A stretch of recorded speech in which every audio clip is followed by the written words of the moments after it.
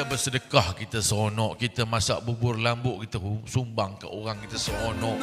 Bukan sebab kita nak nama, bukan sebab kita nak tengok pangkat kita seronok.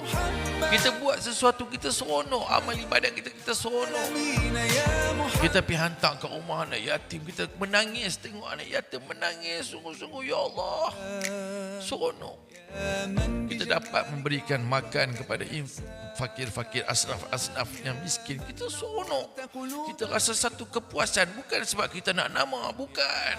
Maka disitulah Allah akan menilai hambanya. Disitulah Allah akan menilai hambanya.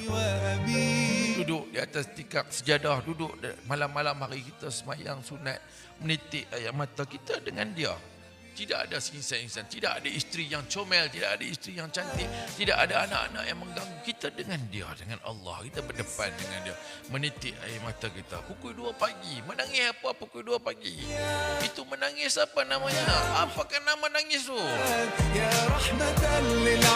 Itulah bertemu dengan Allah.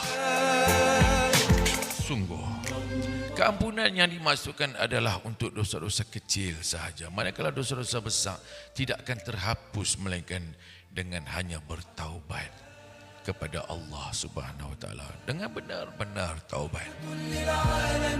Dengar tu.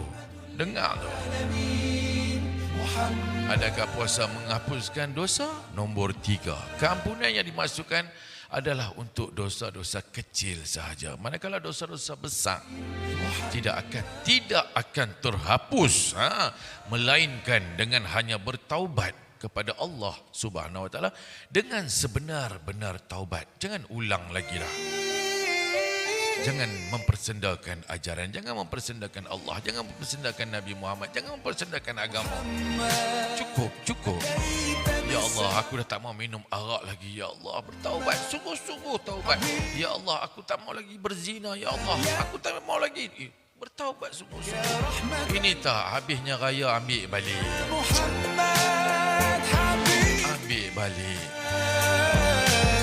Apapun, Allah itu Maha Pengampun, Maha Kaya.